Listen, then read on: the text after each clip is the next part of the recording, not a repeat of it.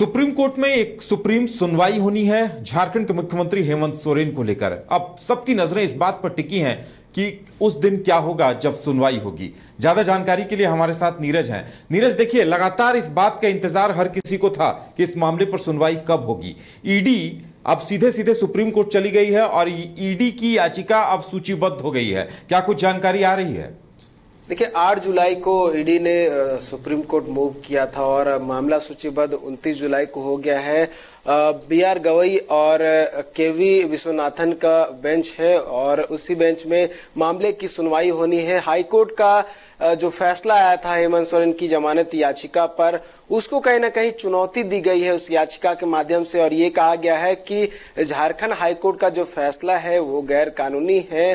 साथ ही पीएमएलए की धाराओं का जो हवाला दिया गया है वो भी कहीं ना कहीं गलत है, क्योंकि झारखंड हाईकोर्ट ने अपनी जो ऑर्डर में बताया था कि जो फैसला आया है उसमें ये कहा गया है कि हेमंत सोरेन का कहीं भी डायरेक्ट कनेक्शन नहीं है मामले में और ऐसे में उन्हें जमानत दी जा सकती है और इसी आधार पर कहीं ना कहीं झारखंड हाईकोर्ट ने जमानत भी दी थी। अब ईडी इसको लेकर सुप्रीम कोर्ट पहुंच गई है। सुप्रीम कोर्ट में जो है मामले की सुनवाई होनी है। बहुत सारे आधार जो है वो रखे जाएंगे कि क्या कुछ आधार जो है गिरफ्तारी का रहा था हेमंत सोरेन का और क्या कुछ पीएमएलए के धाराओं के अंतर्गत आता है। और झारखंड हाईकोर्ट ने भी अपनी ओर से जो है आधार बनाया है, तो वो भी आधार जो है हेमंत सोरेन की ओर से रखने की कोशिश की जाएगी, क्योंकि जब मामले की सुनवाई हो रही थी झारखंड हाईकोर्ट में तब उनकी ओर से जो वरिष्ठ अधिवक्ता हैं कपिल सिब्बल, वो बाकायदा रांची आए थे।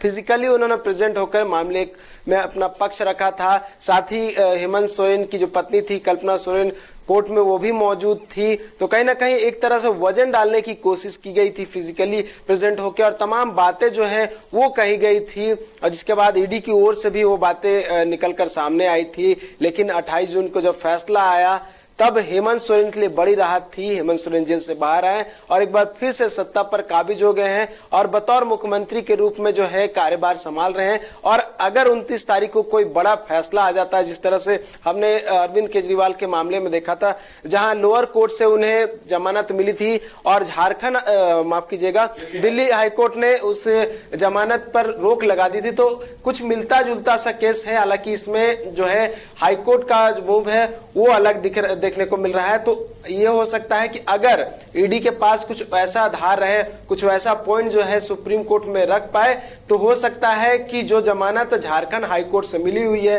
वो जमानत शायद सुप्रीम कोर्ट से खारिज हो जाए। लेकिन अगर हेमंत सोरेन की ओर से उनके अधिवक्ता उन बातों को रख पाते हैं कि क्या कुछ आधार उन्होंने दिया था झारखंड हाईकोर्ट में, जिस आधार पर उन्हें जो है बेल मिला है, तो हो सकता है कि उनकी जो बेल की जो याचिका उन्होंने झारखंड हाईकोर्ट में दी थी जिसके बाद बेल मिला था, तो वो राहत सुप्रीम कोर्ट से भी बरकरार रह सकता है। तो बिल्कुल नीरज, देखिए, कहीं ना कहीं चिंता इस बात की जेएमएम को जरूर सता रही होगी। कहीं ना कहीं इस बात को लेकर अंदेशा होगा कि अगर सुप्रीम कोर्ट से कोई विपरीत फैसला आता है तो काफी संकट, काफी प्रतिकूल स्थिति, मुश्किल भरी परिस्थितियां हो जाएंगी। बिल्कुल, देखिए, क्योंकि हेमंत सोरेन जब 31 जनवरी को गिरफ्तार हुए थे तो उन्होंने राजभवन जाकर अपना इस्तीफा सौंप दिया था। उसके बाद राज्य के नए मुख्यमंत्री चंपई सोरेन बने थे।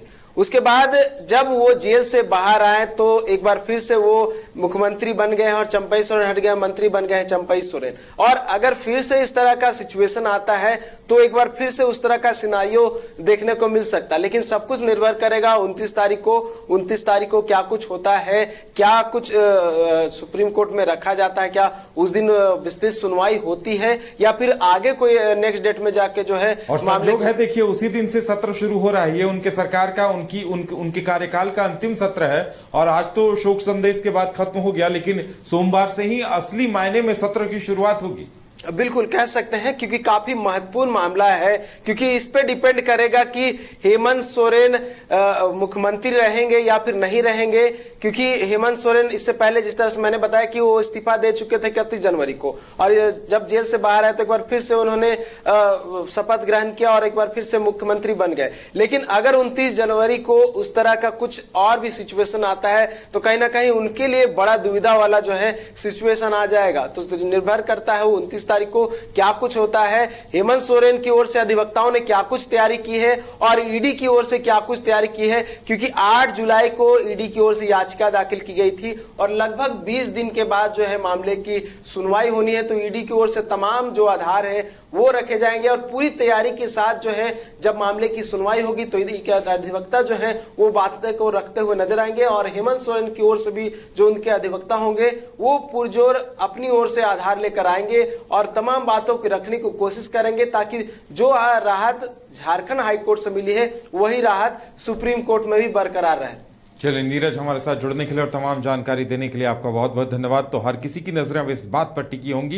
कि सोमवार को यानी 29 जुलाई को सुप्रीम कोर्ट इस पर क्या कुछ मंतव्य देता है, क्या फैसला सुनाता है। कमाल करते हो जी, बच्चे घूमने की इतनी जिद कर रहे हैं और तुम हो कि तुम्हें फुर्सत ही नहीं मिल रही। अब इतनी गर्मी में जाए तो जाए कहाँ? इस गर्मी में मस्ती और फन का आ गया है परफेक्ट डेस्टिनेशन वाइल्ड वादी, जहाँ है water park, bird park, flower park, trampoline park, amusement park, 250 feet लंबा, जिप लाइन और क्रिकेट स्टिमुलेशन का खूबसूरत नजारा। वाइल्ड वादी, 10 माइल चौक, रांची। वाइल्ड वादी यानी अनलिमिटेड फन और अनलिमिटेड मस्ती।